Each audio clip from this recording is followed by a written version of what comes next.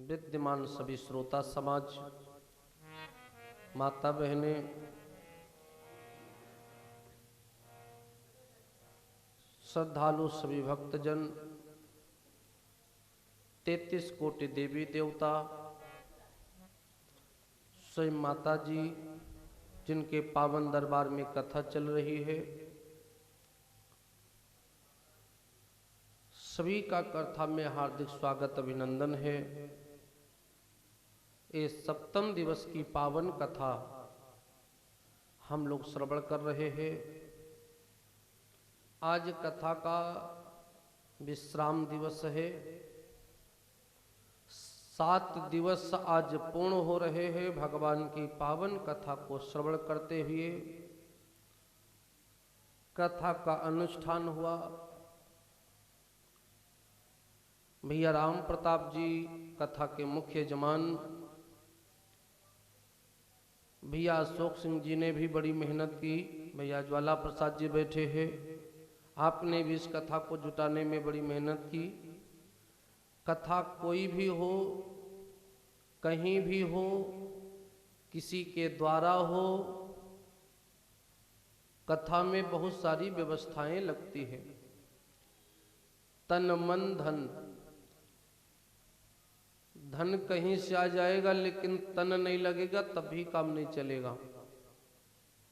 तो तन की भी आवश्यकता होती है, धन की भी आवश्यकता होती है और मन की आवश्यकता तो होती ही है, क्योंकि मन नहीं होगा तो तन और धन ये दोनों काम नहीं करेंगे। आप लोगों ने इस कथा को संपन्न किया, सुन करके आनंद लिया। भागवत महारानी आप लोगों को सुखी रखे, ऐसी व्यासपीठी से कामना है, प्रार्थना है। पोथी महारानी, 33 कोटि देवी देवता, सभी लोग आप लोगों को आशीर्वाद दे रहे हैं। इस महान तीर्थ में बैठे हुए हम भगवान की पावन कथा का रसास्वादन कर रहे हैं। वैसे देखा जाए तो जिस स्थान पे कथा होती है वो जगह ही तीर्थ हो जाती है, लेकिन यहाँ तो तीर्थ पहले से ही है। आप इस शक्ति पीठ पर बैठ करके कथा सुन रहे हैं। इस पावन तीर्थ में कथा सुनना और कथा का सहयोगी बनना, ये बड़े सौभाग्य की बात होती है। ये आप लोगों के सौभाग्य से आप लोगों को कथा मिल रही है। जिन लोगों का अर्थ इस कथा में लग रहा है उनके सौभाग्य से लग रहा है। हम अपने घरों में कथा नहीं करा पाते। कई बार हम सत्यनारायण भगवान की कथा सोचते हैं कि करावे, लेकिन समय नहीं मिलता, कहीं व्यवस्था नहीं होती। और इस पावन तीर्थ में कथा चल रही है और हम लोगों का जीवन कथा में लगा हुआ है, तो ये सोचिए कितनी बड़ी भाग्य की बात है। जिनका समय लगा कथा में वो भी सौभाग्यशाली है, और जिनका धन लगा कथा में वो तो बहुत ही सौभाग्यशाली है। 2 चीजें हैं जीवन में, कीमत 2 ही चीजों की होती है, एक धन की और दूसरे समय की। और दोनों चीजें एक दूसरे से बंधी हुई है, धन और समय। समय अगर अच्छी जगह जाता है तो धन भी अच्छी जगह जाता है। जो लोग मंदिर जाते हैं उनका धन मंदिर में जाता है, और जो लोग मधुशाला जाते हैं उनका धन वहां जाता है। जो जहां समय जाएगा धन भी वहीं जाएगा। धन भी वहीं जाएगा। भगवान की कृपा बरस रही है। इस महातीर्थ कथा कुंभ में बैठे हुए, मन मंदिर में बैठे भगवान को हम पावन कथा सुना करके आनंदित कर रहे हैं। आप सभी लोग बोले प्रेम से 2 बार भगवान का स्मरण। हमारे भैया हिमांशु अवस्थी जी बप्पा लॉन से। भैया के यहाँ लॉन में कथा हर वर्ष होती है, आप कथा में है। मैं अक्सर कथा में बोलता हूँ कि जिनके भाग्य में है वो कहीं भी होंगे लेकिन वो कथा तक आ ही जाते हैं। ये सब भाग्य से मिलता है। जिनके भाग्य में है वो कहीं ना कहीं से आ ही जाते हैं, और जिनके भाग्य में नहीं होता वो लोग आ भी जाते हैं तो किसी कारणवश वापस हो जाते हैं। भैया भी अपने परिवार समेत उपस्थित है, सभी का स्वागत है कथा में। बोले 2 बार भगवान का नाम और उसके उपरांत भगवान की पावन कथा बोले। अरे जय जय राम कथा, जय सिया राम कथा, जय जय राम कथा, जय सिया राम कथा, जय जय राम कथा, जय सिया राम कथा, जय जय राम कथा, जय सिया राम कथा। जिसे समण कर मिट जाती है, जिसे श्रवण कर मिट जाती है, जिसे श्रवण कर मिट जाती 100 जन्म जन्म की व्यथा हो। जय जय राम कथा, जय सिया राम कथा, जय जय राम कथा, जय सिया राम कथा, जय जय राम कथा, बोले जय सिया प्रेम से, राम कथा, हृदय से, आनंद में जय जय सभी बोले राम कथा, जय सिया राम। भगवान शंकर माँ भगवती से कहते हैं, इस जगत संसार में भगवान की कथा कष्ट मिटने वाली है। राम कथा स्वयं कालिका कराला है। गोस्वामी जी, महामोह मही से सुविशाला, राम कथा कालिका कराला। महामोह मही से सुविशाला, राम कथा कालिका कराला। महामोह मही से सुविशाला, राम कथा कालिका कराला। विश्राम सकल जग रंजन, राम कथा कल कलुष विभंजन। बुध विश्राम सकल जग रंजन, राम कथा कल कलुष विभंजन। बुध विश्राम सकल जग रंजन, राम कथा कल कलुष विभंजन। मेरी पवन सुत पावन नामो, अपने बस करी राख्यो रामो। सुमिरी पवन सुत पावन नामो, अपने बस करी राखव रामो। विधि होई नाथ हित मोरा, करो सुबेगी दास मैं तोरा। जय विधि होई नाथ हित मोरा, करो सोवेगी दास मैं तोरा। जय विधि होई नाथ हित मोरा, करो सोवेगी दास मैं तोरा। तेरा परमार्थ बन जाए, तेरा परमार्थ बन जाए, तेरा परमार्थ बन जाए। तेरा परमार्थ जाए, तेरा परमार्थ बन जाए।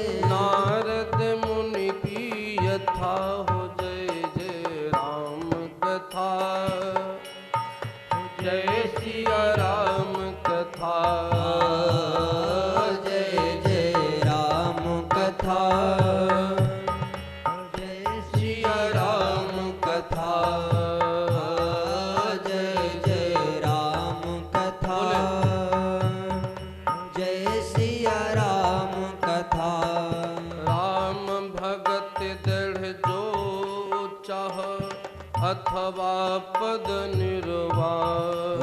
ओ राम भगति दृढ़ जो चाहो, अथवा पद निर्वाण। भाव सहित सो यह कथा, भाव सहित सो यह कथा, भाव सहित सो यह कथा। करई समन पुनि पान हो जय जय राम कथा। जय सिया राम कथा, जय जय राम कथा, जय सिया राम कथा, जय जय राम कथा, जय सिया राम कथा। सुनि कर तू भी अमर हो जाए, सुन कर तू भी अमर हो जाए, सुन कर तू भी अमर हो जाए। श्री हनुमंत यथा हो जय जय राम कथा, जय श्री राम कथा, जय जय राम कथा, जय सिया राम कथा, जय जय राम कथा, जय सिया राम कथा, जय जय राम कथा, जय सिया राम कथा।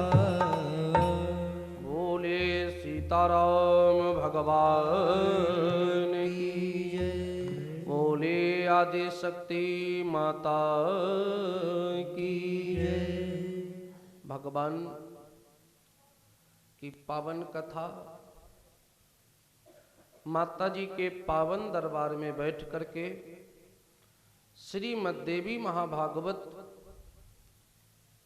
की पावन कथा को हम लोग श्रवण कर रहे हैं। पहले दिवस की कथा में ही जब हम लोगों ने कथा का महत्व श्रवण किया था, तभी ये बात हुई थी कि जो लोग श्रीमद् देवी महाभागवत की कथा को श्रवण करते हैं, आदि शक्ति महारानी उनके ऊपर विशेष कृपा करती है। क्योंकि दुनिया में माता से ज्यादा कोई दयालु नहीं है और मां से कोई बड़ा नहीं है पृथ्वी पर। पृथ्वी क्या तीनों लोकों में माता से बड़ा कोई दयालु नहीं है और माता से कोई बड़ा नहीं है। दुनिया में सबसे ऊंचा स्थान अगर है तो वो मां का है। दुनिया में ऐसा कोई जीव जंतु नहीं, आदमी नहीं, देवता नहीं जो पृथ्वी पर बिना मां के सहयोग के आ जाए। जब मेरे राम जी आए थे अवतरित होकर के, तो राम जी को भी माता कौशल्या का सहारा लेना पड़ा। भगवान भी मां का सहयोग लेकर के ही पृथ्वी पर लीला करते हैं। माता जो है इस संसार की निर्माता है, माता इस जगत संसार की विधाता है।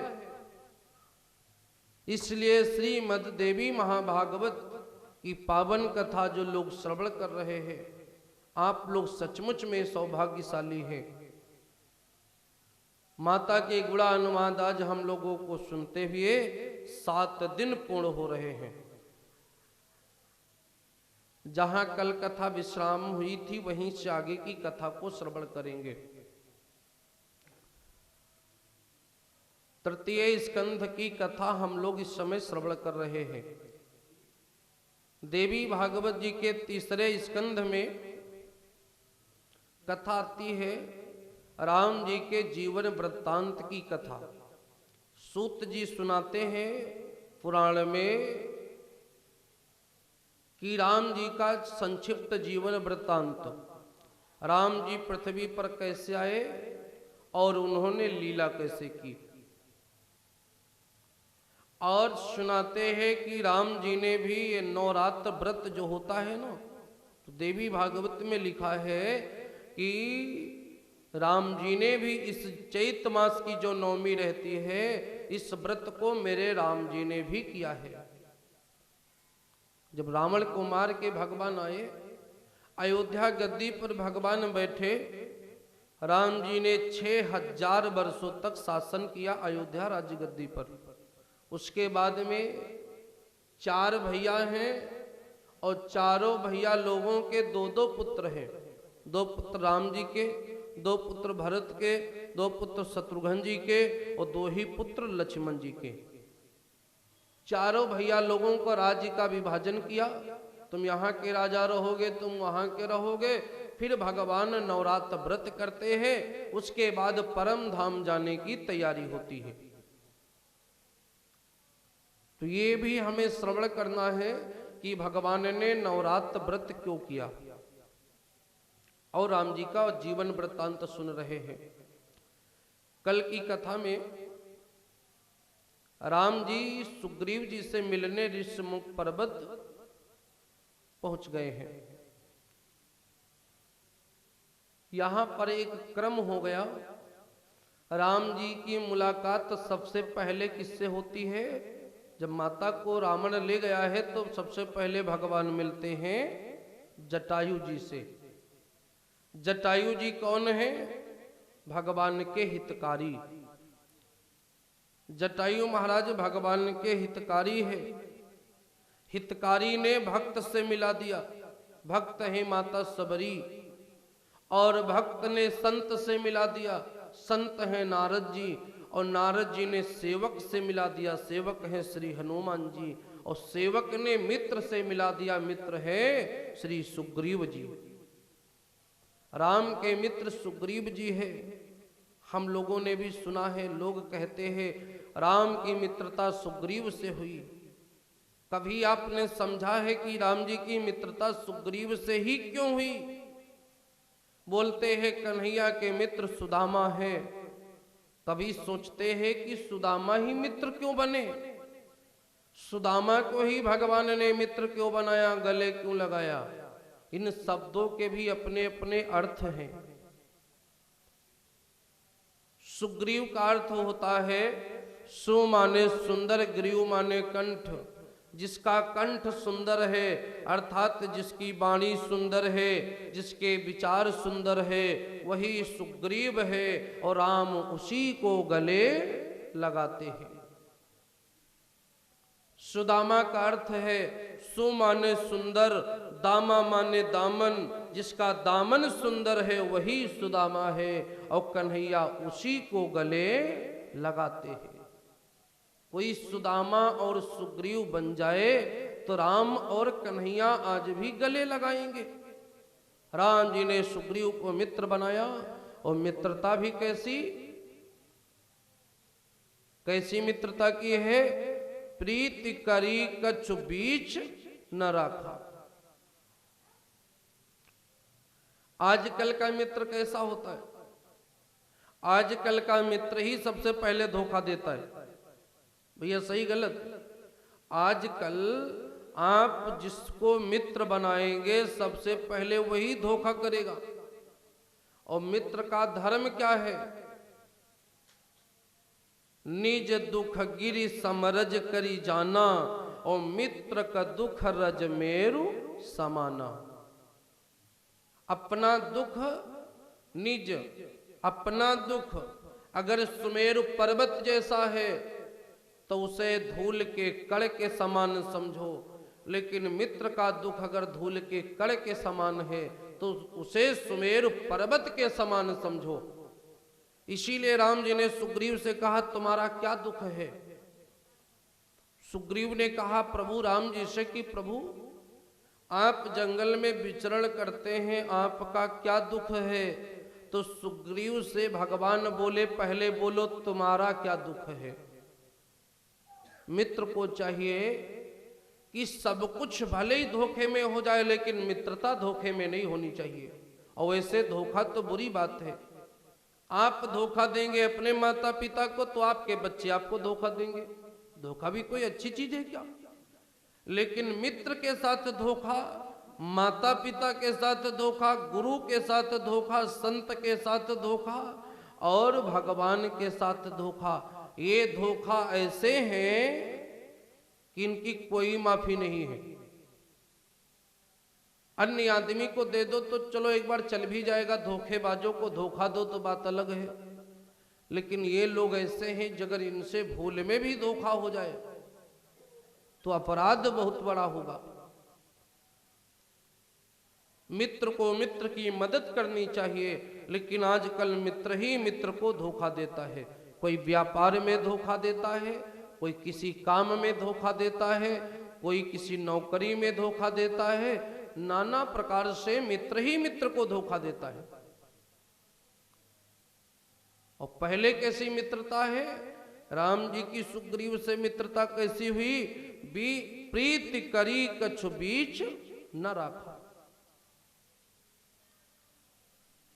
राम जी कहते हैं अब चिंता न करो सुग्रीव, अब तुम चिंता न करो। और बात भी सही है मेरे भाई बहनों। एक बात तो जीवन में याद रखो,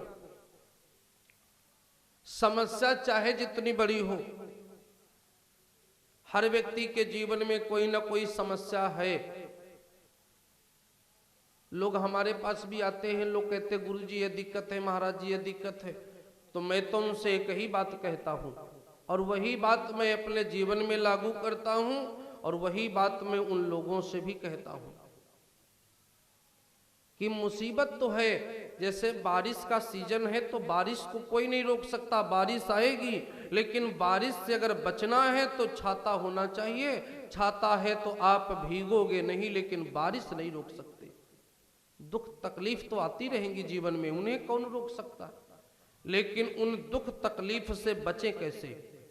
बचें, आप अपना ध्यान भगवान में लगाइए, सुबह शाम भगवान से बताइए कि प्रभु ऐसा ऐसा हो रहा है, दुख कब तक चलेगा? 1 साल, 2 साल, 3 साल, किसी न किसी दिन तो अंत हो ही जाएगा। और एक बात अगर बड़ी सुंदर है, मनुष्य को समझ में आ जाए तो बड़ी उचित बात है। दुख मिलता उन्हीं को है जिनमें दुख सहने की क्षमता होती है। मैंने सुना है भैया, मैंने सुना है लोग कहते हैं कि महाराज क्या करें, हम बहुत अच्छा अच्छा करते हैं और पता नहीं क्यों हम दुखी रहते हैं। तो मैं कहता हूं मौरत ध्वज की कथा पढ़ लीजिए। मौरत ध्वज ने क्या नुकसान किया है जो दुखी है? लेकिन दुख आया ना, बेटे के ऊपर आरा चलाना पड़ा, दुख आया कि नहीं? राजा हरिश्चंद्र जी ने किसका नुकसान किया? दुख आया कि नहीं? अरे पत्नी से प्रिय मनुष्य को कुछ भी नहीं होता, पत्नी को भी बेचना पड़ा, पुत्र को भी बेचना पड़ा, और खुद से ज्यादा प्रेम किसी से नहीं होता, स्वयं को बेचना पड़ा। क्या तकलीफ नहीं आई? तकलीफ आई, लेकिन उस तकलीफ को भी पार कर लिया। साथी मितवा दुख की चिंता क्यों सताती है, दुख तो अपना साथी है। जन्मति मरति दुसाह दुख होई, जन्म से लेकर मृत्यु तक सब दुख ही दुख है। शास्त्र कहते हैं इन्हीं दुखों में हम भगवान का भजन करते हुए जीवन को जिएंगे। कभी गिरेंगे, कभी उठेंगे। और एक बात और भी है, जो जितना पीछे जाता है वो उतना आगे भी जाता है। जितना पीछे जाएगा आदमी उतना ही आगे जाएगा। पीछे जाने का मतलब ये नहीं होता कि हम पीछे ही रहेंगे। हम पीछे जा रहे हैं, कभी आगे जाएंगे, ये तो भगवान के हाथ की बात है। जिस दिन भगवान की इच्छा होगी उस दिन जितना भी हम पीछे गए हैं आगे बढ़ जाएंगे, लेकिन भगवान का साथ न छूटे, उनका साथ बना रहे। एक कथा सुनाता हूं, महाभारत की है, शायद कभी सुनाया हो, और नहीं सुनाया है तो आज सुनाता हूं। महाभारत में जब पांडवों को राज्य मिल गया, पांडु राजा हो गए युधिष्ठिर जी, तो भगवान कन्हैया ने सोचा कि अब हमको अपनी नगरी द्वारिकापुरी जाना चाहिए। भगवान कृष्ण रथ को तैयार किए और निकल पड़े अपने द्वारिकापुरी के लिए। हस्तिनापुर के अंतिम गेट पर पहुंचने वाले हैं मेरे भाई बहनों, तो तो नजर पड़ी कि सामने कोई देवी खड़ी है और वो देवी रो रही है। वो देवी कौन है? माता कुंती। माता कुंती है। कन्हैया पास में पहुंचे तो हालत देखी, फटी पुरानी साड़ी कुंती जी पहने हुए हैं, पैर में चप्पल नहीं है, आंखों से आंसुओं की धारा बह रही है। ऐसी लथपथ हालत में जब देखा कन्हैया ने तो हृदय द्रवित हो गया। भगवान कृष्ण कन्हैया ने पूछा उस माता कुंती से, बुआ कहते थे, बोले बुआ ये तुम क्या कर रही हो? इस अवस्था में ऐसे खड़ी हो, फटी पुरानी साड़ी पहने, तुम्हारा बेटा तो राजा हो गया है, अब तुम राजमाता हो गई हो, पहले जैसी कुंती नहीं हो। अब वो कुंती पुरानी नहीं हो, अब तुम राजमाता हो। ये फटी पुरानी साड़ी पहनोगी, तुम्हारे बेटों की बेइज्जती हो जाएगी, तुम राजमाता हो। कुंती ने कहा कन्हैया हमें दुख हो रहा है, और दुख जब मनुष्य को होता है तो उसको ये सब नहीं सूझता दुनिया का साधन। कन्हैया ने कहा दुख है तो कुछ मांगो, अगर तुम्हारे मन में दुख है तो कुछ मांगो, हम वो भी दे देंगे तुमको, क्या चाहिए? तो कुंती जी ने कहा कन्हैया जो मांगूंगी सो दे पाओगे? कन्हैया ने सोचा ऐसा बुआ क्या मांगने वाली है, क्या मांगने वाली है जो मैं दे नहीं पाऊंगा? कहा ऐसा क्या मांगोगी? कुंती ने कहा जो संसार में किसी ने ना मांगा हो वही चीज मांगूंगी, क्या दे पाओगे? कन्हैया ने कहा मांगो बुआ क्या चाहिए? तो कुंती जी ने क्या मांगा मेरी माता बहनों? कुंती जी ने मांगा कन्हैया मैं चाहती हूं कि मेरे जीवन से कभी दुख दूर ना जाए, मैं जीवन भर दुखी रहूं। तो कन्हैया भी रो पड़े ये बात सुनकर। कन्हैया जी बोले बुआ तुमने ये क्या मांगा? दुनिया सुख मांगती है, तुमने दुख क्यों मांगा? कन्हैया भी रोने लगे। तो कुंती जी ने क्या जवाब दिया है? कुंती जी ने कहा कन्हैया मैंने जान लिया है जहां दुख होता है तुम वहीं रहते हो। दुख जरूर रहता जीवन में लेकिन तुम भी रहते हो। दुख तो जीवन की संघर्ष परीक्षा है। आप जितना कष्ट को उठा करके आगे बढ़ेंगे उतना ही आप ज्यादा चमकेंगे आगे चल के। जीवन का निर्णय कोई 1 2 4 4 5 वर्षों में नहीं होता। जीवन लंबा है तो फिर उसके संघर्ष भी लंबे होंगे। इसलिए कहा कुंती जी ने कि कन्हैया मेरे जीवन में दुख रहा तो तुम मेरे साथ में थे। आज जो ही मेरा बेटा राजा बना मेरे घर में सुख आया, तुम हमें छोड़े जा रहे हो, तो मैंने समझ लिया है कि जहां दुख है तुम वहीं हो। अगर दुख के साथ तुम रहते हो तो इसलिए हमको दुख ही चाहिए ताकि तुम हमेशा मेरे साथ रहो। बोले गोविंद भगवान की जय। तो इसलिए ये तो जीवन है, दुख सुख चलता रहेगा। बड़ा प्यारा भजन है, बोलिएगा सभी लोग। कहते जब भी दुख आवे तो दुख को छोड़ दो। पहली बात एक मंत्र है जीवन का, सब लोग सुन लीजिए ध्यान से। कभी भी आपके पास कोई दिक्कत हो, परेशानी हो, ये दिक्कत परेशानी अपने रिश्तेदार से, अपने परिवार के लोगों से जो अलग रहते हैं कभी मत शेयर करिए। रिश्तेदार से अपनी तकलीफ नहीं बतानी चाहिए। और जो परिवार में अलग लोग रहते हैं या मोहल्ले के लोग हैं उनको कभी तकलीफ बतानी नहीं चाहिए। नहीं तो जो जय सिया राम करते हैं ना वो सीताराम भी करना बंद कर देंगे। नहीं बताना चाहिए। ये संतों के जीवन से गुजरी हुई बातें हैं, इसलिए संतों का अपना अनुभव होता है और अनुभव स्तर पर वो जी करके तभी लोगों से बहुत कुछ बोलते हैं। कहते रही मन निज मन की व्यथा मन ही राखो गोए, और सुन इठ लई है लोग सब बांट न ले है कोई। तो ना बतावे तो बतावे किससे? तो बताने की जगह सुन लीजिए कहाँ बताओ।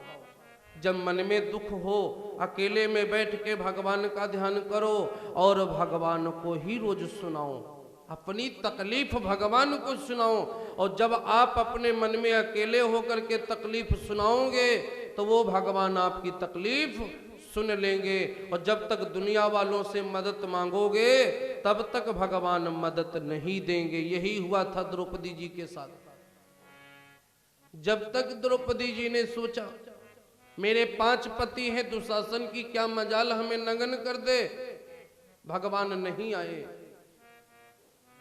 जब तक द्रौपदी ने ये सोचा भीष्म पितामह द्रोणाचार्य कृपाचार्य बैठे हैं, दुशासन की क्या मजाल हमें नग्न कर दे, तब तक भगवान नहीं आए। और जब 5 पांडवों की नजर नीची हो गई, गुरु जी की भी नजर नीची हो गई, भीष्म पितामह भी नीचे नजर कर लिए, द्रौपदी समझ गई भगवान के सिवाय अब कोई नहीं है। क्योंकि जब सब जवाब देते हैं अंतिम रास्ता भगवान ही बचते हैं। तब ध्यान किया, जब सबसे जवाब मिला तब कहा बीते काज दया निधि हो, तो देखी उघारी बहुत पछितई हो। तो भगवान वहां से भागे और आकर के द्रौपदी जी की लाज बचाए। इसलिए भजन है कि जब तकलीफ में मन हो तो क्या करना चाहिए, भगवान का भजन। भूल जाओ थोड़ी देर उस काम को, थोड़ी देर भजन करो, कोई ना कोई निष्कर्ष आगे जरूर निकलेगा। अरे भजन करा होई तवन होई हो। जब रोने पीटने से कुछ होना नहीं है तो काहे को चिंता, फिर भजन करो। अरे भजन करा अरे होई तमन होई हो, जगतिया में कोई नहीं अपना। भजन करा होई तवन होई हो, जगतिया में कोई नहीं अपना। भजन करा होई तवन होई हो, जगतिया में कोई नहीं अपना। कोई नहीं अपना है, कोई नहीं अपना, कोई नहीं अपना है, कोई नहीं अपना। जगतिया में कोई नहीं अपना। भजन करा होई तवन होई हो, जगतिया में कोई नहीं अपना। भजन करा होई तवन होई हो, जगतिया में कोई नहीं अपना। भगवान शंकर मां भगवती से कहते हैं, देवी भोले बाबा मैया जी से अनुभव काहे अपना। भोले बाबा मैया जी से अनुभव काहे अपना। भोले बाबा मैया जी से अनुभव काहे अपना। सत हरि भजन जगत सब सपना। सत हरि भजन जगत सब सपना। सत हरि भजन जगत सब सपना। और केवल पुरुष ही नहीं, माता बहनों, महिलाओं के लिए भी कहा है कि जब घर का काम काज खत्म हो जाए तो चौखट पे बैठ के मोहल्ले की पंचायत नहीं करनी चाहिए। करना क्या चाहिए, भजन करा। आप लोगों ने देखा है कि जब घर के काम खत्म हो जाते तो मोहल्ले की औरतें जो है अपने अपने गेट पर बैठती हैं निकल के, फिर पंचायत शुरू करती है एक दूसरे की ना। करना क्या है, भजन करा। भजन करा करी के रसोई हो। भजन करा करी के रसोई हो। जगतिया में कोई नहीं अपना। भजन करा करी के रसोई हो, जगतिया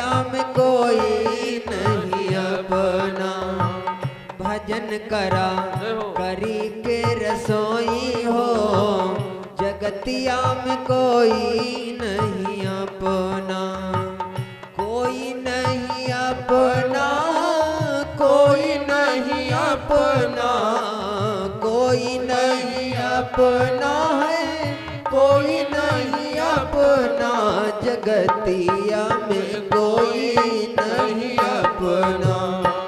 भजन करा होई तवन होई हो, जगतिया में कोई नहीं अपना। भजन करा होई तवन होई हो, जगतिया में कोई नहीं अपना। राम जी से सुग्रीव की मित्रता हुई। सुग्रीव जी बोले भगवान से, प्रभु हम जान गए, हमें ज्ञान हो गया है। भगवान ने पूछा क्या ज्ञान हुआ है? तो सुग्रीव जी कहते, प्रभु सुख संपत्ति परिवार बड़ाई, सुख संपत्ति परिवार बड़ाई, सुख संपत्ति परिवार बड़ाई, सब परिहरी करी हम सेवकाई, सब परिहरी करी हो सेवकाई, सब परिहरी करी हो सेवकाई। क्यों? यही से उद्धार हमर होई हो, यही से उद्धार हमर होई हो, जगतिया में कोई नहीं अपना। हो यही से उधार हमर होई हो, जगतिया में कोई नहीं अपना।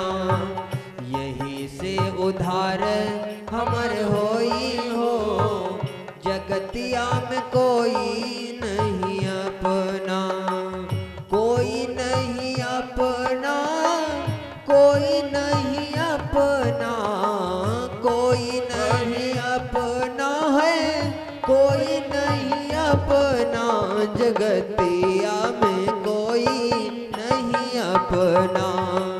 भजन करा होई तवन होई हो, जगतिया में कोई नहीं अपना। गोस्वामी जी कहते हैं, पूरी कथा सुनाते हुए सातों कांडों की कथा सुनाई, अंत में गोस्वामी जी कहते हैं दुनिया वालों से, ऐ मेरे भाई बहनों, कही के गोसाई बाबा कथावा सुनाई के, कही के गोसाई बाबा कथवा सुनाई के, कही गए गोसाई बाबा कथवा सुनाई के। जीवन बितैबू प्यारे राम गुण गाय के, जीवन बितैबू प्यारे राम गुण गाय के, जीवन बितैबू प्यारे राम गुण गाय के। इससे होगा क्या? यही से उद्धार तुहर होई हो, यही से उद्धार तुहर होई हो, जगतिया में कोई नहीं अपना।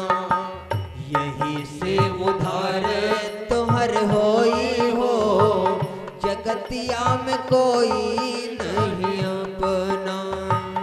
यही से उधार तुमर होई हो, जगतिया में कोई नहीं अपना, कोई नहीं अपना, कोई नहीं अपना, कोई नहीं अपना, कोई नहीं अपना, जगतिया में कोई नहीं अपना। भजन करा होई तवन होई हो, जगतिया में कोई नहीं नहीं अपना। भजन करा होई तवन होई हो, जगतियाम कोई नहीं अपना। बोले सीताराम भगवान की जय। तो प्रेम किया सुग्रीव जी ने प्रभु राम जी से। हम सभी लोगों को सुग्रीव जैसा व्यवहार करना चाहिए, भगवान से प्रेम करना चाहिए। सुग्रीव जी की मित्रता कैसी है? प्रीति करी कछु बीच ना राखा। प्रेम किया और उस प्रेम में सुग्रीव भगवान की सेवा करना चाहते हैं। कहते भगवान बताओ क्या काम पड़ गया ऐसा जो आप इस वन वन में भटक रहे हैं, हम आपकी मदद करें। भगवान पहले श्री हनुमान जी को सुना चुके हैं। पहले हनुमान जी को सुना चुके हैं कि कौशलेश दशरथ के जाए, हम पितु बचन मानि बन आए। यहाँ हरि निश्चर वैदेही, विप्र फिरे हम खोजत तेहि। पहले बता चुके हैं। आज सुग्रीव जी फिर कहते हैं प्रभु बताओ हम क्या मदद करें। भगवान ने कहा मेरा काम लंबा है, आप बताइए कि आपकी हम क्या मदद करें, आपकी क्या समस्या है, आप यहां पर्वत पे क्यों रहते हो। तो सुग्रीव जी कहते भगवान हमारी समस्या हमारा भाई है। भाई कैसे समस्या है? कहा भाई ही हमारी समस्या है। मेरे भाई ने मुझे मार करके भगा दिया है मेरे ही घर से, मेरी पत्नी को अपने घर में रख लिया है। सुग्रीव की पत्नी का नाम रूमा है, बाली की पत्नी का नाम तारा है। नाथ बाल्य रुमई दो भाई, प्रीति रही कछु बरनी न जाई। एक समय था जो बड़ा प्रेम था भाइयों में, और आज मेरे भाई ने मुझे घर से निकाल दिया है। भगवान ने पूछा क्या समस्या हुई जो तुमको निकाला घर से? तो बताया नाथ बाल्य रुमई दो भाई, प्रीत रही कछु बरनी न जाई। मैं सुतमी वाया ते नाऊं, आया तो सो प्रभु हमरे गाऊं। अर्धरात पुरद्वार पुकारा, बाली रिब्बर सहाय न पारा। धावा बाल देख सो भागा, मैं पुन गयो बंधु संग लागा। तो कहा आगे क्या हुआ? तो कहा गिरिबर गुहा बैठ सो जाई, तब बाली मैं कहा बुझाई। पर क्यों मोहि एक पखबारा, नहीं आओ तब जान सुमारा। मास दिवस तह रहो खरारी, निकरी रुधिर धार तह भारी। बाली हत्यस मोहि मरी है आई, शिला दे तह चलो पराई। मंतिन बिनु देखा बिन साई, दीनो मोह राज बरी आई। बाली ताहे मारी घर आवा, मोहि देख जिए भेद बढ़ावा। रिपुसम मोहि मारिस यस भारी, हरि लीनिस सर्वस्वर नारी। और उसके भय से ताके य भय मैं फिरऊं बिहाला। ताके भय मैं फिरऊं बेहाला। उसी के भय से मैं यहाँ रहता हूँ। भगवान ने पूछा यहाँ रहते उसके भय से? वो यहाँ भी तो आ सकता है। कहा नहीं यहाँ नहीं आएगा। क्यों? यहाँ साप बसियावत नाही, तदपि सभी तरह मन माही। तदपि सभी तरह मन माही। तदपि सभी तरह मन माही। सुनि सेवक दुख दीन दयाला,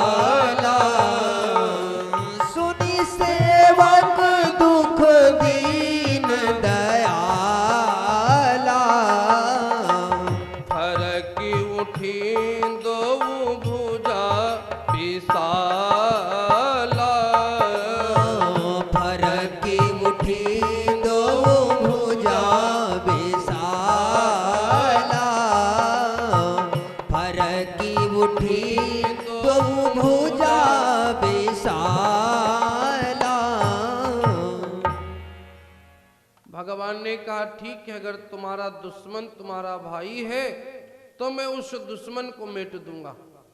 भगवान ने बाली को मारा, सुग्रीव राजा बने।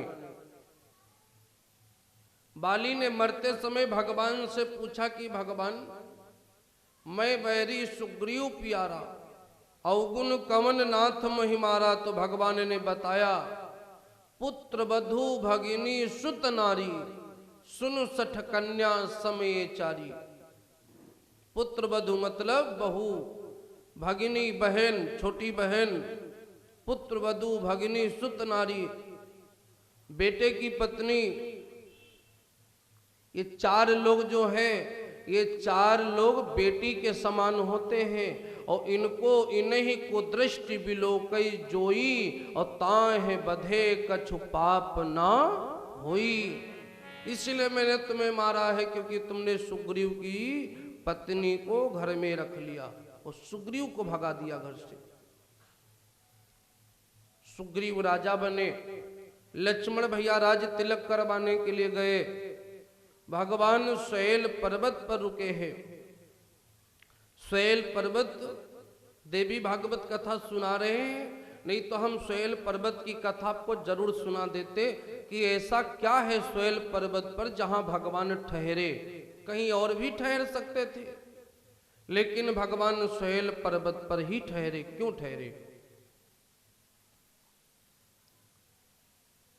सुनना चाहते हैं आप लोग तो सुना ही दे। फिर कितने लोग सुनना चाहते हैं तो सुन ही लीजिए फिर कि भगवान शैल पर्वत पर क्यों ठहरे। आगे संक्षिप्त कर लेंगे, इधर व्याख्या हो जाएगी तो आगे संक्षिप्त हो जाएगा। शैल पर्वत की कथा क्या है, भगवान यहां क्यों ठहरे।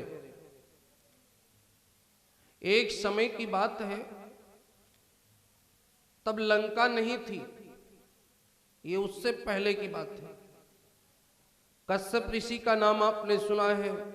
कश्यप ऋषि के 4 पत्नी हैं, दिति और अदिति, कद्रु और वनिता। 4 पत्नियों के नाम आते हैं कश्यप ऋषि के। कद्रु और वनिता जो हैं, ये 2 लोगों की कथा है। कद्रु की संतानें जो हैं वो सर्प हैं, और वनिता की जो संतान है वो गरुड़ भगवान है। गरुड़ जी 2 भाई हैं, गरुण और अरुण। गरुड़ अरुण जो है भगवान सूर्य के वाहक हैं, सूर्य देव के सारथी हैं, और गरुड़ भगवान भगवान विष्णु के वाहन हैं। इतना तो आप लोग जानते ही हैं। गरुड़ भगवान वनिता जी के पुत्र हैं, कद्रु जी के सर्प। एक बार कद्रु जी और वनिता जी खड़ी थी, और कद्रु वनिता सूर्य भगवान को देख रही थी। तो कद्रु जी ने कहा कि हमको लगता है सूर्य भगवान के घोड़े जो हैं काले हैं। वनिता जी ने कहा काले नहीं, सूर्य भगवान के घोड़े जो हैं वो सफेद हैं। बड़ी पौराणिक कथा है, ध्यान से सुनिएगा। कहा नहीं लगता सफेद हैं, कहा नहीं काले हैं। कद्रु जी काले कहती हैं और वनिता जी सफेद कहती है, हालांकि घोड़े जो हैं सफेद हैं। कद्रु जी ने शाम को अपने पुत्रों से कहा, सर्पों से, क्योंकि इधर दोनों लोगों में जब बातचीत हुई, काले हैं कद्रु कहें, वनिता कहें सफेद है, तो शर्त हो गई कि अगर सफेद हैं तो मैं तुम्हारी दासी बनूंगी, और अगर काले हैं तो तुम मेरी दासी बनोगी। शर्त दोनों लोगों में हो गई। शाम को कद्रु जी ने अपने बच्चों से, सर्पों से कहा कि जाकर के तुम सूर्य के चारों तरफ लिपट जाओ ताकि घोड़े काले रंग के दिखाई दें, ताकि वनिता हमारी दासी हो जाए। दासी बनाना क्यों चाहती हैं? क्योंकि गरुड़ भगवान सर्पों का भक्षण करते हैं। वनिता जानती हैं कि मेरे पुत्र कद्रु के पुत्रों को खाते हैं, गरुड़ भगवान खाते हैं, और वनिता कद्रु इसी बात से दुखी है कि मेरी बड़ी बहन के पुत्र जो है वो मेरे पुत्रों को खाते हैं। इस बात से परेशान होकर शर्त लगाई गई है। जाकर के पुत्रों से कहा कि तुम घोड़ों के चारों तरफ से लिपट जाओ ताकि रंग काला हो जाए। सर्प गए, सूर्य भगवान के घोड़ों से चारों तरफ से लिपट गए तो रंग काला दिखाई दिया और शर्त के अनुसार धोखे से कद्रू जी ने वनिता जी को अपनी दासी बना लिया। और जब वनिता जी दासी हो गई तो कद्रू जी गरुड़ भगवान कद्रू के दासी पुत्र हो गए। अब नौकर मालिक को खा सकता है क्या? अब नौकर मालिक को तो खा नहीं सकता। जब दासी पुत्र हो गए गरुड़ भगवान तो अब सर्पों को खाना बंद कर दिया, मजबूरी है क्योंकि दासी पुत्र हो गए। और पेट मानता नहीं, आप भोजन करेंगे ही चाहे जैसे करे। गरुड़ भगवान को भोजन चाहिए, दासी पुत्र है इसलिए खा नहीं रहे सर्पों को। अब करे तो क्या करे? दाल चावल तो खाने वाले नहीं है गरुड़ भगवान, जिसका जो भोजन है। जैसे शेर से बोलो तुम रोटी खाओ तो थोड़ा ही ना खाएगा, शेर मांस खाएगा। जानवर से बोलो मांस खाओ तो थोड़े ना खाएगा, वो घास खाएगा। मनुष्य से कहो घास खाओ तो थोड़े ना खाएगा, वो रोटी खाएगा। गरुड़ भगवान सर्पों का भक्षण करते हैं और सर्प कद्रू जी के पुत्र हैं। अब कद्रू जी की दासी हैं वनिता जी, गरुड़ भगवान दासी पुत्र। अब बेचारे खाएं तो कैसे खाएं, वो मालिक हो गए उनके। इसलिए एक दिन गरुड़ भगवान जब बहुत परेशान हुए भूख से, जाकर के कद्रू जी के पास जाकर के पूछे, माता ये बताओ कि तुम मेरी मां को दासीपन से मुक्त कर सकती हो? तो कद्रू ने कहा मुक्त तो कर दूंगी, लेकिन उसके लिए मेरी शर्त है। क्या शर्त है? तुम हमें अमृत ला करके दे दो और हम तुम्हें दासीपन से तुम्हारी मां को मुक्त कर देंगे। अमृत कहाँ है?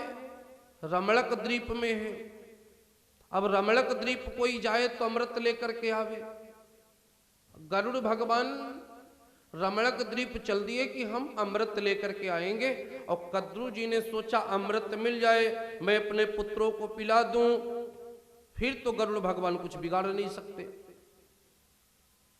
लेकिन कहते किसी भी व्यक्ति को भूख लगी हो, उससे कहो कोई काम करो, कर पाएगा? नहीं कर पाएगा। गरुड़ भगवान को भूख लगी है। बड़ी अद्भुत कथा है। गरुड़ भगवान बीच रास्ते में कश्यप ऋषि तपस्या करते थे, उनके पास गए, बोले पिताजी हमें भूख लगी है, बोलो मुझे भोजन कैसे मिले? तो कश्यप ऋषि ने कहा गरुड़ जी से कि यहां से कई योजन आप आगे जाओगे, वहां पर एक हाथी और एक कछुआ लड़ रहा है।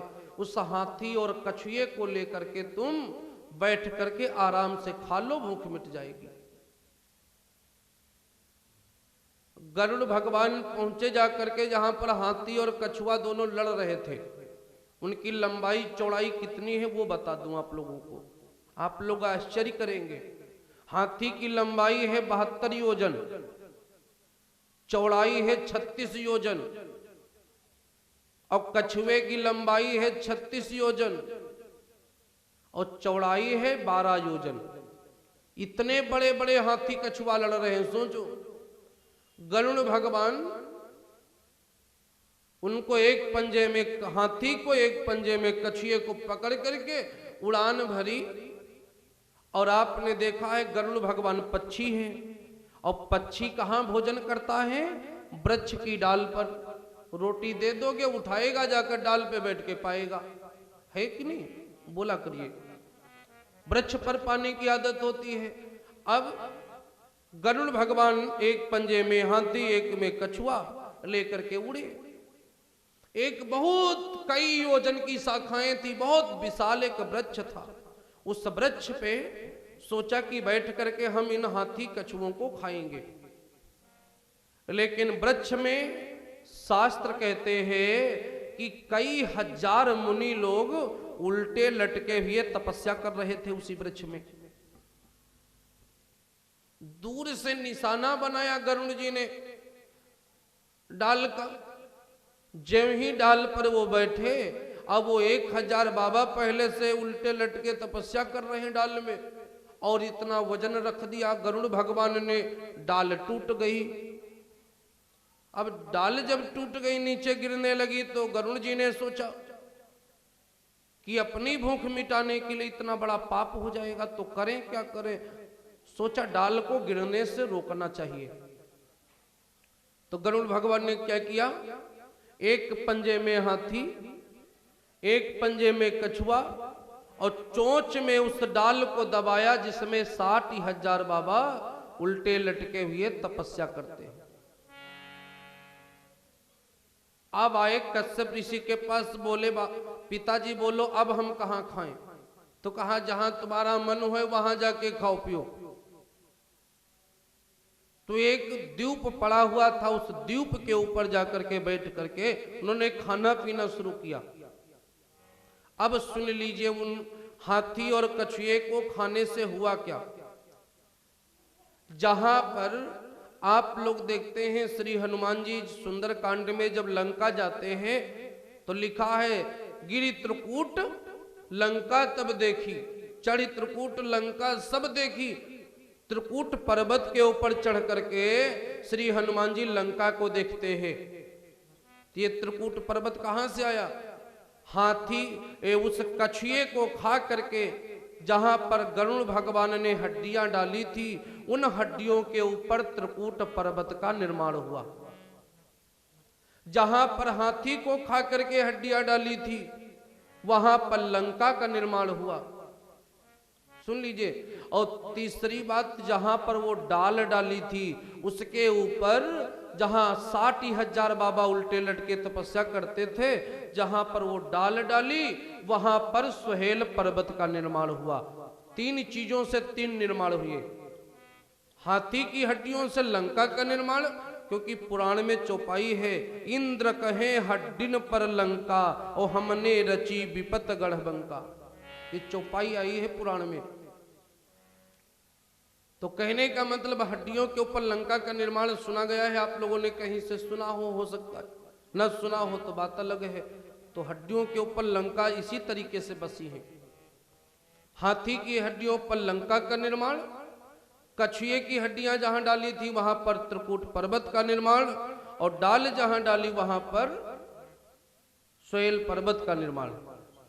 इसलिए भगवान ने सोचा यहां पर संत मुनि रहे थे, ये संत मुनियों की स्थान थे, इसलिए भगवान ने उस सोहेल पर्वत पर अपना डेरा डाला, क्योंकि जहां संत है वहां सब पवित्र है। इसलिए बोले संत भगवंत की। भगवान यहाँ सोहेल पर्वत बहुतीरा, वहीं पर पास में ही सोहेल पर्वत है, वहीं पर भगवान 4 महीने ठहरे। बारिश का मौसम है। सुग्रीव जी ने 4 महीने तक राज्य संचालन किया। उसके उपरांत सुग्रीव वानरी सेना लेकर के भगवान के पास आए। सेना विभाजन हुआ। 1 लाख वानरी सेना के सेना नायक अंगद जी, जामवंत जी महामंत्री है और हनुमान जी संरक्षक हैं। इनके संरक्षण में 1 लाख वानरी सेना अलग भेजी गई, बाकी सब अलग अलग भेजी गई। सभी लोग ढूंढते ढूंढते ढूंढते ढूंढते पहुंच गए जाकर के समुद्र के किनारे। समुद्र के किनारे वानरी सेना खड़ी है। यहां पर संपाति जी का उद्धार किया। संपाति जी ने भगवान के संदेश को सुना। भगवान का इतना कार्य कर चुके हैं, गीधराज जटायु महाराज की प्राण ही गंवा दिए माता सीता को उस रावण से छुड़ाने में। ऐसे त्याग बलिदान की कहानी जब अपने भाई की सुनी संपाति जी ने, तो संपाति जी ने कहा कि जब मेरे भाई ने राम कार्य करके अपना उद्धार कर लिया तो मैं क्यों ना अपना उद्धार करूं, मैं भी राम कार्य करके अपना उद्धार कर लूं, क्योंकि जीवन का उद्धार राम कार्य से होता है। तो मैं भी अपने जीवन का उद्धार करूंगा राम कार्य करके। तो संपाति जी ने मदद की वानरों की। लंका में सीता जी हैं, ये बात संपाति जी ने बताई। बताया गिर लंका बसी है समुद्र के बीच में टापू पर, चारों तरफ से समुद्र बहता है। संपाति ने देखा कि लंका के बीच में अशोक वाटिका है, बन अशोक उपवन जहाँ रही, सीता बैठ सोच रत यही, जो नांगई सत जो जन सागर, करई सुराम काज उर नागर। कोई अगर इस पार से उस पार जा सके सूचना लेकर आवे, भगवान को सुनाओ, लेकिन जा करके ही आओ तभी सुनाओ, क्योंकि अभी मैंने देखा है, आप लोग अपनी आंखों से देख लो माता सीता को, तब विश्वास करो। श्री हनुमान जी महाराज इस पुनीत कार्य के लिए तैयार हुए। श्री हनुमान जी महाराज लंका को प्रस्थान किए। रामायण महारानी कहती है, जिम यमोघ रघुपति कर बाना। हनुमान जी कौन है? राम के बान हैं, राम बान ते हुए जानकी। हनुमान जी राम जी के बान हैं, ये बात सीता जी ने जान लिया और किसी ने नहीं जाना। सीता जी ने बिना बताए जाना। और यहां पर चौपाई है कि हनुमान जी महाराज कैसे चले हैं। इतना वेग है, इतनी तेजी से जा रहे हैं श्री हनुमान जी। जल निधि रघुपति दूत बिचारी, तय मैनाक होव श्रमहारी। और हनुमान जी जा रहे हैं, जिम यमोघ रघुपति कर बाना, एही भांति चलो हनुमाना। एक बात और बता दें, यहां पर बड़ी सुंदर भाव है। पार्वती जी ने शंकर जी से पूछा कि हनुमान जी ये इतना समुद्र लांघ कैसे गए, क्योंकि और भी बानर हैं, कोई तो जाने को तैयार नहीं। फिर श्री हनुमान जी महाराज भूखे भी 1 महीने से हैं। क्यों भूखे वो कथा सुनाएंगे तो बहुत लंबी हो जाएगी। 1 महीना हो गया, इसीलिए सुरसा को भेजा गया है परीक्षा लेने के लिए हनुमान जी की, कि भूखे हनुमान जा रहे हैं, जाकर के परीक्षा लो, जा पाएंगे कि नहीं। एक बार श्री हनुमान जी ने राम जी से कहा, प्रभु मैं कुछ मांगना चाहता हूं। तो कहा मांगो, क्या चाहिए? हनुमान जी ने कहा, प्रभु मैं चाहता हूं आप अपने मुख से हमको एक बार बेटा कह दीजिए। मेरे प्रभु ने कहा हनुमान जी से कि जब तक तुमको सीता बेटा नहीं कहेंगी तब तक हम तुम्हें बेटा नहीं कह सकते। हनुमान जी ने प्रतिज्ञा ले ली, जब तक जानकी जी हमको बेटा नहीं बनाएंगी तब तक हम अन्न जल ग्रहण नहीं करेंगे। इसीलिए हनुमान जी भूखे जा रहे हैं। और भोजन कब किया है? सुंदर कांड में जब सीता मैया ने कहा, अजर अमर गुण निधि सुत हो, अजर अमर गुण निधि सुत हो, करऊ बहुतर गुना एक छोहू, करहु बहुतर गुना एक छोहू, करहु बहुत रघुना एक छोहू। अष्ट सिद्धि नव, अष्ट सिद्धि नव निधि के दाता, असबर दीन जान की माता, असबर दीन जान की माता, असबर दीन जान की माता, असबर दीन जान की माता। तब हनुमान जी बोले थे, माँ मात मोहे अज अतिशय भूखा। जब माता ने कहा कि अजर अमर गुण निधि सुत हो, सुत माने बेटा, जब सीता जी ने बेटा बना लिया श्री हनुमान जी को, तब जाकर हनुमान जी बोले, माँ मात मोहि अज अतिशय भूखा, देख लागे सुंदर फल रूखा।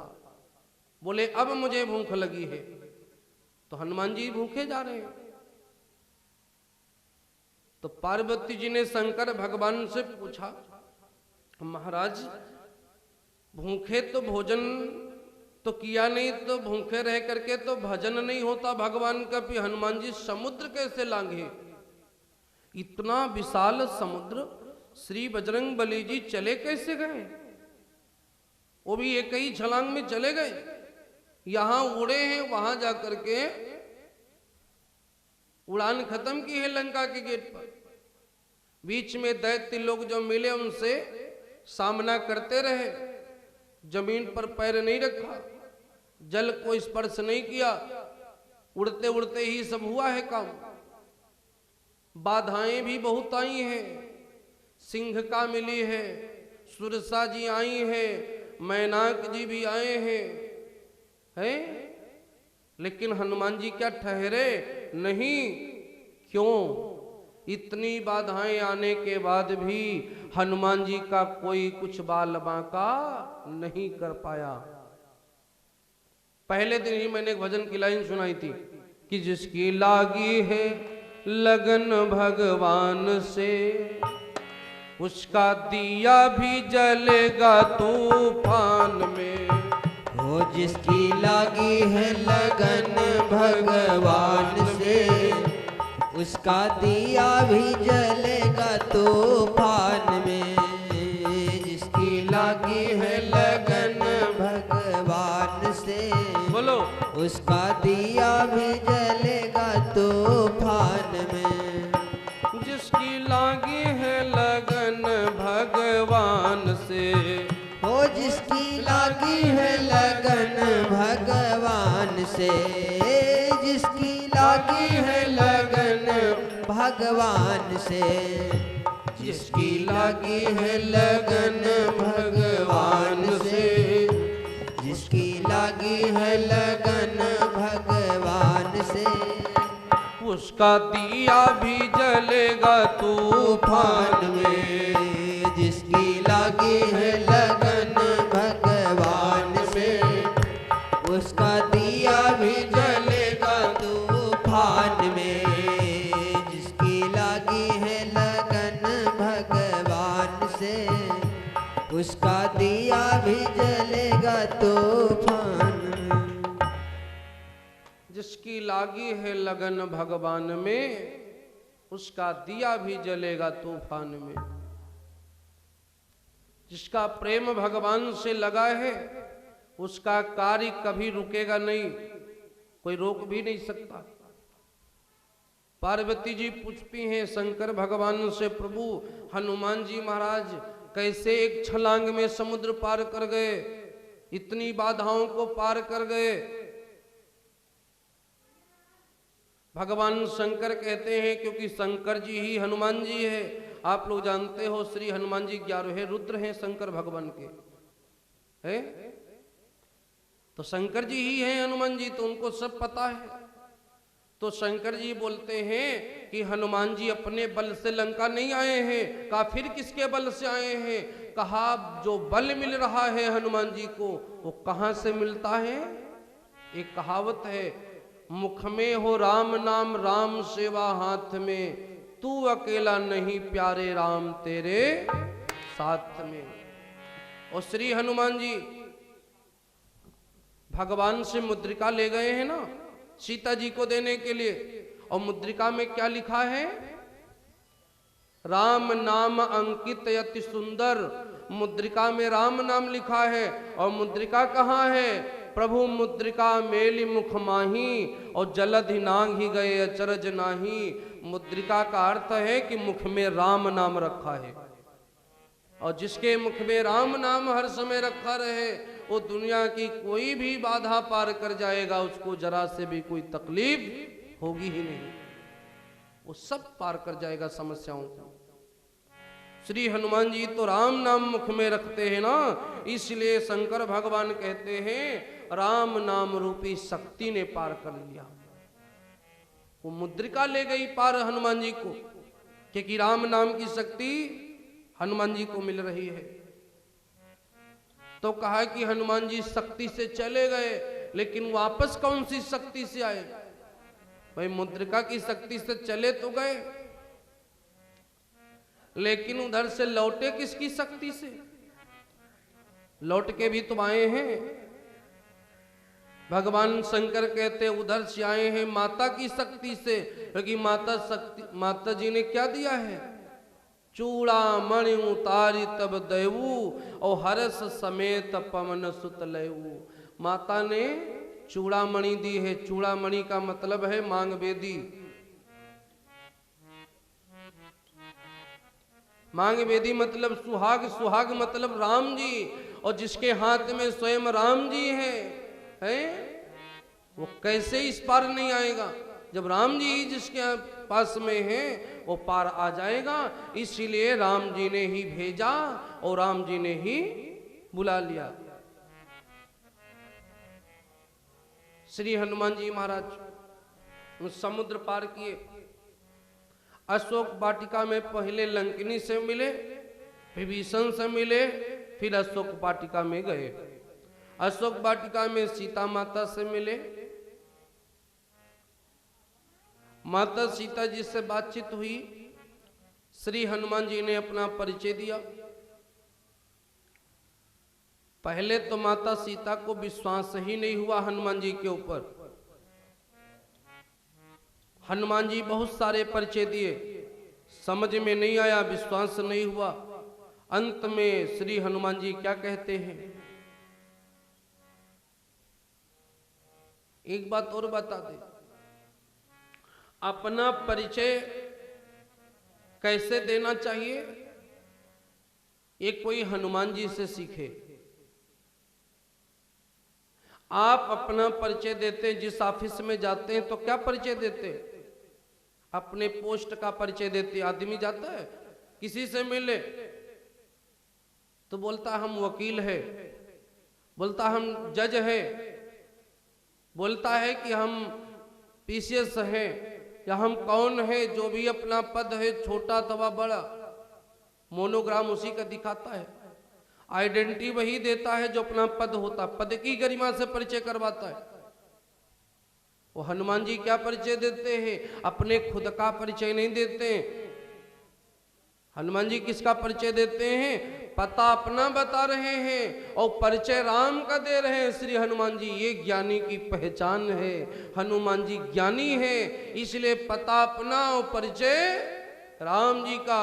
मात दूत मैं राम दूत मैं मातु जानकी। अपना नाम ही नहीं लिया, अपना नाम ही नहीं लिया। पवन सुत हनुमान बजरंग बली, अपना नाम ही नहीं लिया। नाम लिया सीताराम जी का, परिचय हो गया हनुमान जी का। राम दूत मई मातु जानकी और सत्य शपथ करुणा निधान। हम लोग अपने को बोलते हैं, अपना पद प्रतिष्ठा बताते हैं। हनुमान जी राम की प्रतिष्ठा बताते हैं। राम से बड़ा परिचय कोई नहीं है, राम से बड़ा सोर्स कोई नहीं है, राम जी से बड़ी कोई दुनिया में पावर नहीं है। इसलिए आप अपना परिचय के साथ भगवान को जोड़ लीजिए, आपका परिचय जगत संसार जानेगा।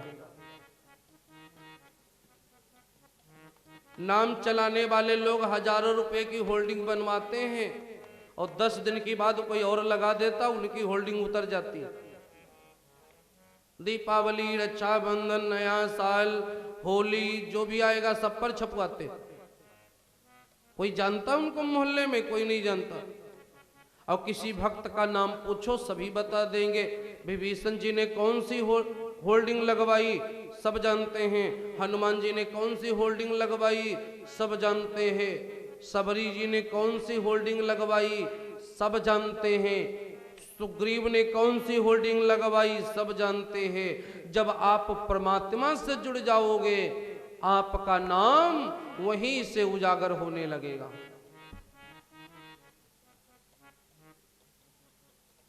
क्योंकि जो लोग परमात्मा से जुड़ते हैं उनके नाम समाज में लिए भी जाते हैं। अभी भी मैं तो हर कथा में लेता हूं ऐसे लोगों का नाम।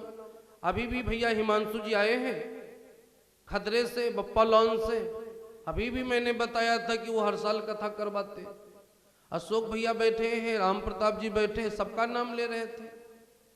तो कहने का मतलब है कि जो लोग इस संसार में अच्छा काम करते हैं उनका नाम वो ना चाहे तब भी बढ़ता है, उनका नाम अपने आप समाज में फैलता है। और जो नाम फैलता है वो राम जी की कृपा से फैलता है।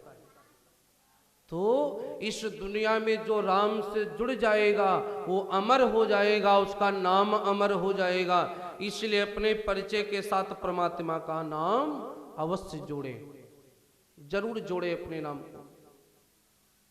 जिसकी लागी है लगन भगवान में, उसका दिया भी जलेगा तूफान में। फिर दुनिया कुछ बिगाड़ नहीं सकती। भगवान राम जी का नाम लिया श्री हनुमान जी ने। राम दूत में मातु जानकी, सत्य शपथ करुणा निधान की। माता सीता जी को विश्वास हो गया ये राम दूत है। माता ने वरदान दिया, श्री हनुमान जी बोले माता मुझे भूख लगी है। फल खाने के लिए गए, कहाँ? बगीचे में।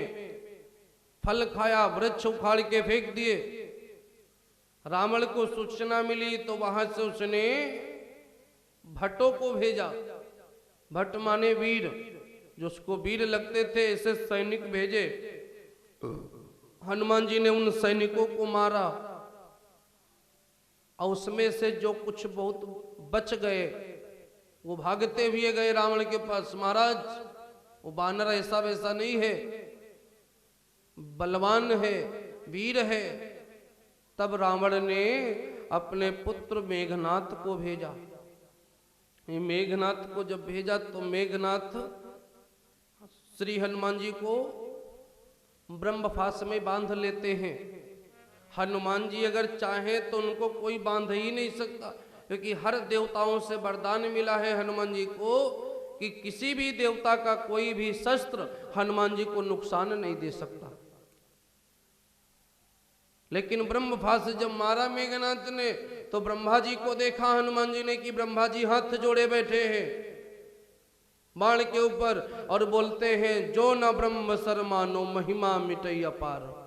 संसार में मेरी बदनामी हो जाएगी। और हनुमान जी सबकी बनाते हैं, बिगाड़ते किसी की नहीं है। इसलिए ब्रह्मा जी की मर्यादा बचाने के लिए हनुमान जी बंध गए। मेघनाथ बांध के लाया, रावण की सभा में श्री हनुमान जी को खड़ा किया।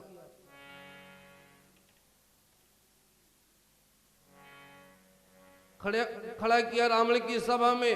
रावण कहता है हनुमान जी से, मृत्यु निकट आई खल तो ही। रावण ने कहा कि तेरी मृत्यु तेरे पास खड़ी है, लगता है तेरी मृत्यु तेरे पास खड़ी है। तुझको ये नहीं लगता तू रावण के सामने है? तो हनुमान जी हंसते हुए बोलते हैं, मृत्यु खड़ी तो मेरे पास है लेकिन देख आपको रही है।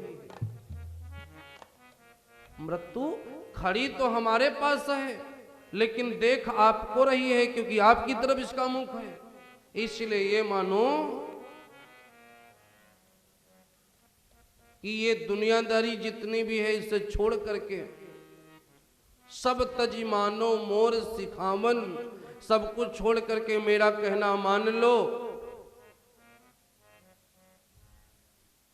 कि सीता जी को, राम जी को वापस कर दो और तुम भगवान की शरण में चलो। अभी भी कुछ समय बिगड़ा नहीं है, बिगड़ने से पहले बन जाए कहानी तुम्हारी। भगवान के शरणागत हो जाओ। रावण ने सोचा कि ऐसे तो मानेगा नहीं है बानर, तो ऐसा करो इसके अंग भंग कर दो। अंग भंग कर पठई बंदर। जब इतना सुना कि अंग भंग कर दो तो दूतों ने पूछा कौन से अंग भंग करें, क्योंकि अंग भी तो बहुत है, हाथ पैर कान मुख, क्या भंग करें? तो कहा कि कपिके ममता पूंछ पर सुंदर कांड, दोहा नंबर 24 लिखा है, कपिके ममता पूंछ पर सभे कहूं समझाए, तेल बोर बुनि बांध पट पावक देहु लगाए। पूंछ में आग लगा दो, क्यों? बानर को पूंछ प्रिय होती है। पूंछ पे आग लगा दो। एक बात और बता दें, दुनिया में जो आदमी भगवान की पूंछ बचाने के लिए अपनी पूंछ जला देता है, भगवान उसकी पूंछ उतनी ही बड़ी कर देते हैं। पूंछ का मतलब क्या होता है? पूंछ का मतलब होता है आदमी की यश कीर्ति। जो आदमी अपना धन वैभव यश कीर्ति कमाता है ना, बोले कि इनकी बड़ी पूंछ है, इनकी बड़ी साख है, इस समाज में इनकी बड़ी साख चलती है। पूंछ का अर्थ समझ गए होंगे आप लोग। हर आदमी की पूंछ होती है, किसी की कम, किसी की ज्यादा, किसी को ज्यादा लोग मानते हैं, बड़ी साख होती है, किसी को लोग मोहल्ले में ही जानते हैं, बाहर नहीं जानते। तो जो लोग अपनी पहचान मिटा देते हैं भगवान का नाम करने के लिए, भगवान उनकी पहचान ऐसी बना देते कि पूछो ना। राम जी के नाम ऊंचा करने के लिए हनुमान जी ने अपनी पूंछ जला दी। राम जी ने कहा कि हनुमान, तुमने अपनी पूंछ जलाई है, जाओ तुम इस कलिकाल में सबसे ज्यादा तुम ही पूछे जाओगे, बाकी तो सब बाद में पूछे जाएंगे। सबसे ज्यादा आप ही पूछे जाओगे।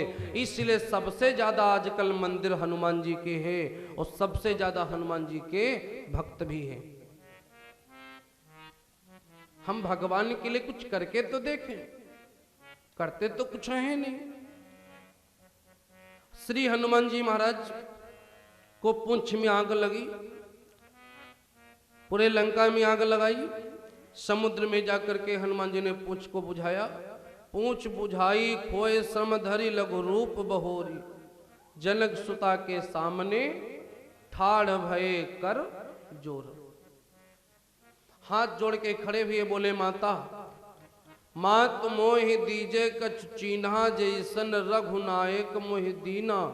अब यहां एक बात समझने की है, राम जी से निशानी ला करके हनुमान जी ने सीता जी को दिया है और सीता जी से निशानी ले जा करके राम जी को दिया है। ये निशानी है क्या? लोग नहीं समझ पाए और सीताराम जी आपस में मिलन कर लिए। मिलन हो गया भगवान का माता का। राम जी ने मुद्रिका भेजी है सीता जी को देने के लिए। मुद्रिका का मतलब समझते हैं? मुद्रिका मतलब अंगूठी। अंगूठी हाथ में पहनी जाती है। इसका संकेत यह है कि राम जी कहते हैं, सीता घबराना नहीं, हमने तुम्हारा हाथ पकड़ लिया। अंगूठी के माध्यम से कहना चाहते हैं कि घबराना नहीं, मैंने तुम्हारा हाथ पकड़ लिया। तो सीता जी ने दी है मांग बेदी, मतलब चूड़ामणि मांग बेदी है। इसका अर्थ क्या है कि भगवान अगर आपने हमारा हाथ पकड़ लिया तो हमने भी अपना सर तुम्हारे चरणों में रख दिया। ये अर्थ है। कितना प्यारा मिलन हो गया सीताराम जी का। चूड़ामणि लेकर के श्री हनुमान जी महाराज समुद्र पार करके आए राम जी के पास। सारी सूचना खबर राम जी को मिली। राम जी से लक्ष्मण भैया कहते हैं, प्रभु अब तो पता मिल गया है रावण का, ऐसा करो अब जल्दी करो चलने के लिए, ज्यादा देर मत कीजिए। राम जी कहते हैं कि हम इस समुद्र को मना लें कि समुद्र रास्ता दे दे। तो भगवान ने समुद्र को मनाया। 3 दिन हो गए, बिनई न मानत जड़द जड़, गए 3 दिन बीत, बोले राम सकोप तब, बिनु भय होत ना प्रीत। उठाया बाण भगवान ने, समुद्र भगवान प्रकट हुए, बोले प्रभु तो महिमा में जाब सुखाई, तुम्हारी महिमा से मैं सूख जाऊंगा, लेकिन अगर तुम हमारे ऊपर से पुल बना लो तो मैं भी बच जाऊंगा, क्योंकि मैं सूखूंगा तो जलचर जो जल में जीव है वो मर जाएंगे, बड़ा अनर्थ होगा। आप पुल बना लीजिए नल नील के मदद से, और पार हो जाइए। भगवान ने पुल बनवाया, भगवान पार हुए। रावण को सूचना मिली कि राम जी की सेना आ गई है। मंदोदरी जी समझाती है रावण को, रावण नहीं मानता है। बड़ा प्यारा यहां पर पद है कि माता सीता जी को राम जी को देने के लिए मंदोदरी रावण को समझाती है कि स्वामी ऐसा करो कि आप सीता जी को राम जी को दे दो। मेघनाथ नारंतक द्वारंतक ये सब मारे जा चुके हैं। मेघनाथ कुंभकर्ण भी युद्ध में मारे गए हैं। अब रावण शेष रह गया है लड़ने के लिए। कुंभकर्ण धननाद कर जब हो चुका संहार, रावण लड़ने को स्वयं हुआ तभी तैयार। रावण लड़ने के लिए तैयार हुआ। तो मंदोदरी जी रावण को समझाती है कि ऐसा करो, अभी पूरा परिवार नष्ट हो चुका है, अब तुम ही बचे हो तो अभी समझ जाओ, राम जी की शरण में चले जाओ, अभी ही समय है। रावण से कहती है कि पिया तपस्वियों से ना बतिया बढ़ाना, पिया तपस्वियों से ना बतिया बढ़ाना, पिया तपस्वियों से न बतिया बढ़ाना, पिया तपस्वियों से न बतिया बढ़ाना, पिया तपस्वियों से न बतिया बढ़ाना, पिया तपस्वियों से न बतिया बढ़ाना, पिया तपस्वियों को है सिया लेके जाना, पिया तपस्वियों को है सिया लेके जाना, पिया तपस्वियों को है सिया लेके जाना। महाराज आप नहीं जानते, बड़े हैं वो बांके, बड़े हैं लड़ाके, बड़े हैं वो बांके, बड़े हैं लड़ाके, हनुमान अंगद सहायक है जाके, हनुमान अंगद सहायक है जाके, हनुमान अंगद सहायक है जाके, हना बाल को जिसने, हना बाल को जिसने, हना बाल को जिसने, ये कही निशाना, पिया तपस्वियों से न बतिया बढ़ाना, पिया तपस्वियों से न बतिया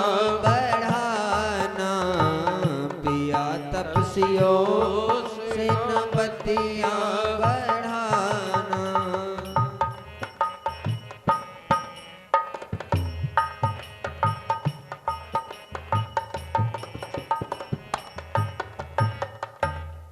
मंदोदरी जी ने रावण को समझाया लेकिन समझ में नहीं आया। रावण ने भी भगवान से युद्ध प्रारंभ किया। कुंभकर्ण धननाद कर जब हो चुका संहार, रावण लड़ने को स्वयं हुआ तभी तैयार। राम जी का रावण के साथ 18 दिनों तक युद्ध हुआ और उस युद्ध में रावण भगवान से मर नहीं रहा है। विभीषण भैया ने बाद में बताया कि रावण की नाभि में अमृत है। ब्रह्मा जी ने एक बाण दिया है जिसका नाम है कारमुक। उस कारमुक से ही इसकी नाभि का अमृत सूखेगा तभी मरेगा।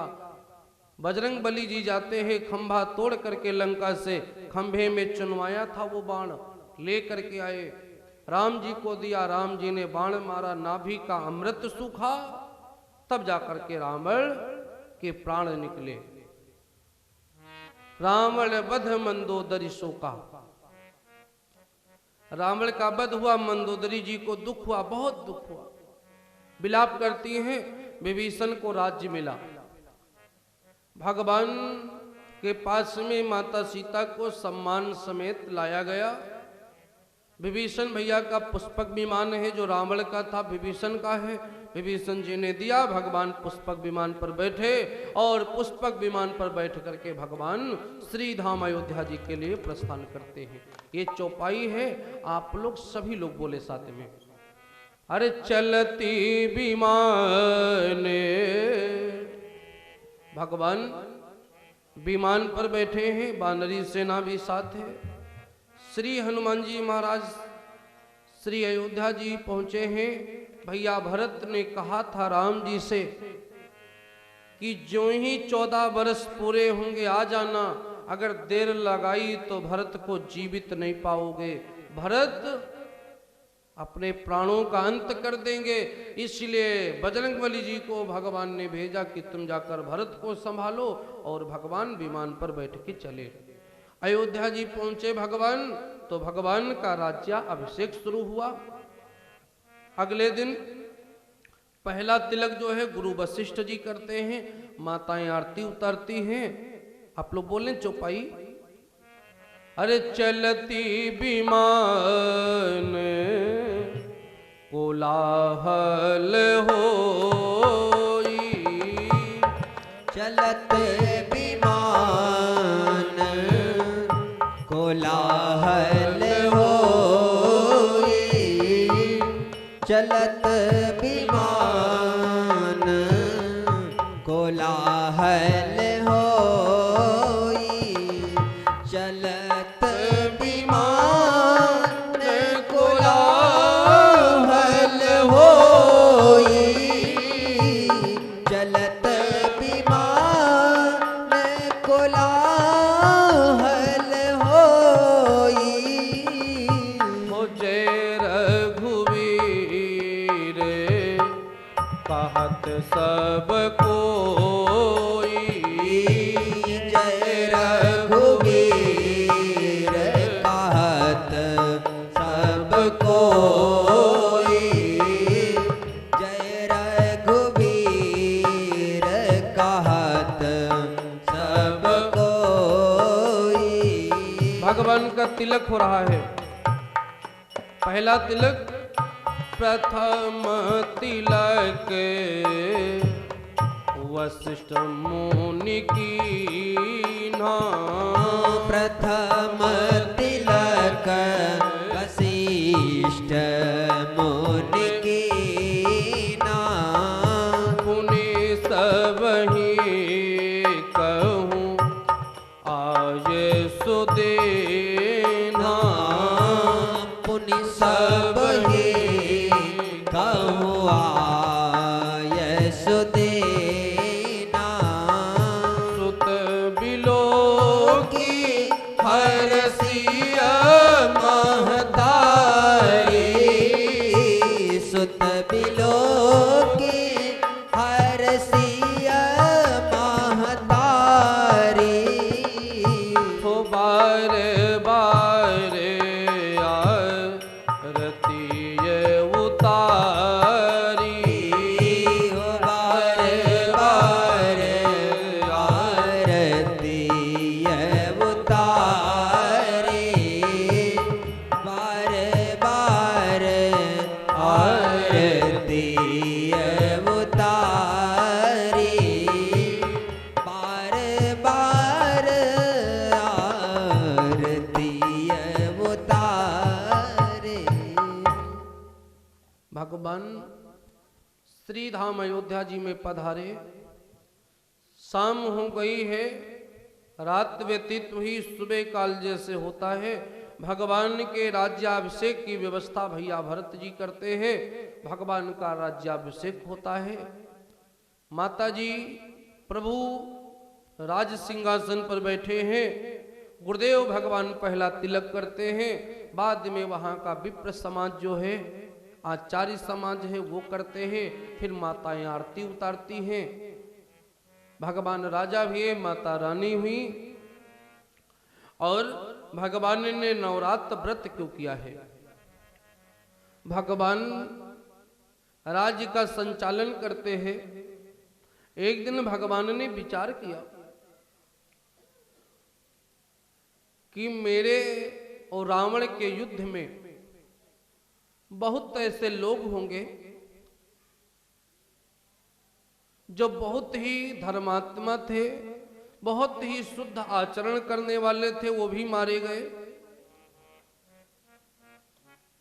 और हमारे साथ जो युद्ध में मारे गए हैं, भला वो हमसे कितना प्रेम करते होंगे जो हमारे लिए प्राण दे दिए। इस 14 वर्षों में बहुत लोग हमारे लिए प्राण न्यौछावर किए हैं। उनकी आत्मा को शांति मिले, मुक्ति मिले, इसलिए मेरे राम जी ने सोचा कि दुनिया में आदि शक्ति से बड़ा कोई नहीं है। सबसे बड़ी शक्ति है आदि शक्ति माता। इसलिए आदि शक्ति माता के ही रूप है सरस्वती जी, पार्वती जी, लक्ष्मी जी और चंद्रिका माता जी। जितनी भी दुनिया की माताएं हैं सब आदि शक्ति के ही रूप हैं, अलग अलग। इसलिए उस आदि शक्ति का ध्यान करते हुए भगवान 9 दिन के नवरात्रों का व्रत किया। बोले सीताराम भगवान की जय। अब कथा को विश्राम करेंगे। आज 7 दिन पूर्ण हो गए कथा को श्रवण करने में।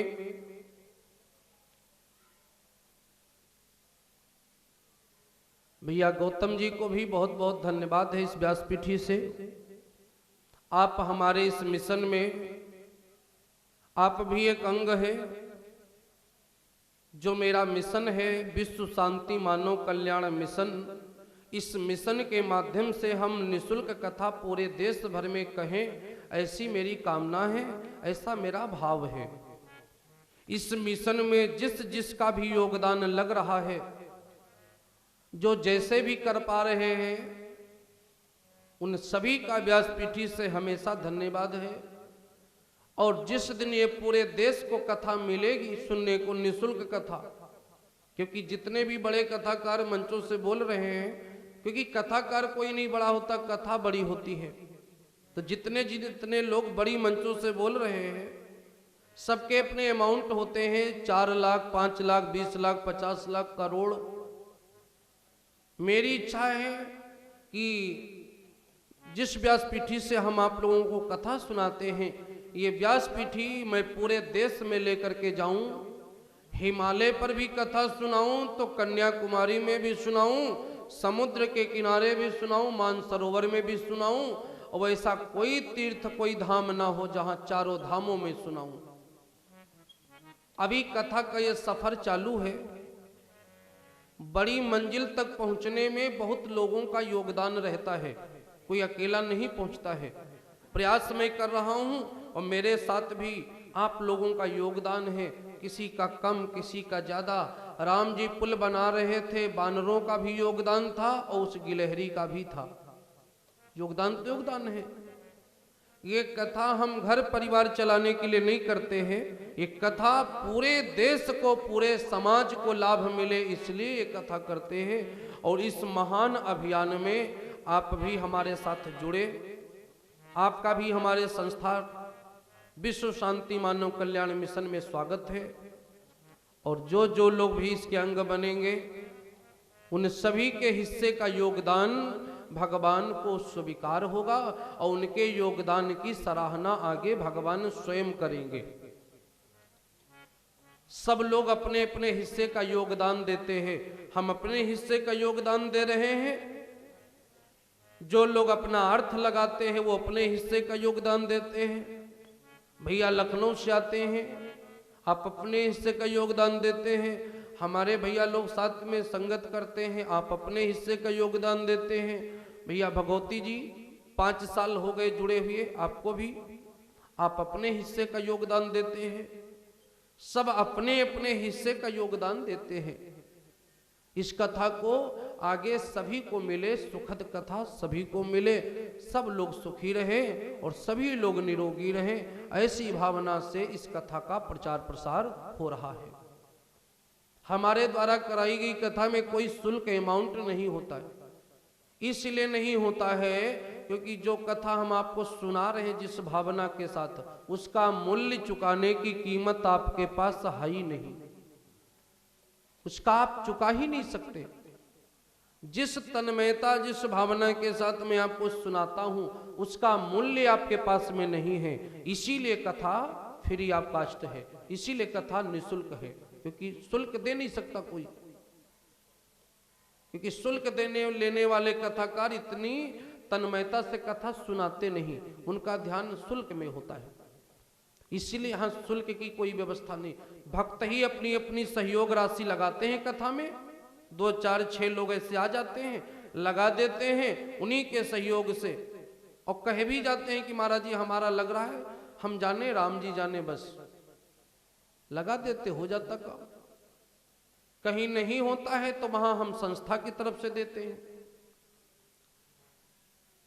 माता रानी के चरणों में कोटि कोटि नमन है। श्री चंद्रिका माता मंदिर प्रांगण में कथा जी को सुनाने का सौभाग्य हम लोगों को प्राप्त हुआ, हमारी टीम को, आप लोगों को सुनने का सौभाग्य प्राप्त हुआ। इसके लिए माता जी को भी बार बार धन्यवाद है, और जिन लोगों का सहयोग इस कथा में लग रहा है, क्योंकि कमाना जिंदगी भर है, लगना कभी है, तो जिनका लग रहा है उनको भी बहुत बहुत धन्यवाद है। अब आरती होगी और सभी लोग प्रसाद लेकर के जाएंगे। बोलिए सीताराम भगवान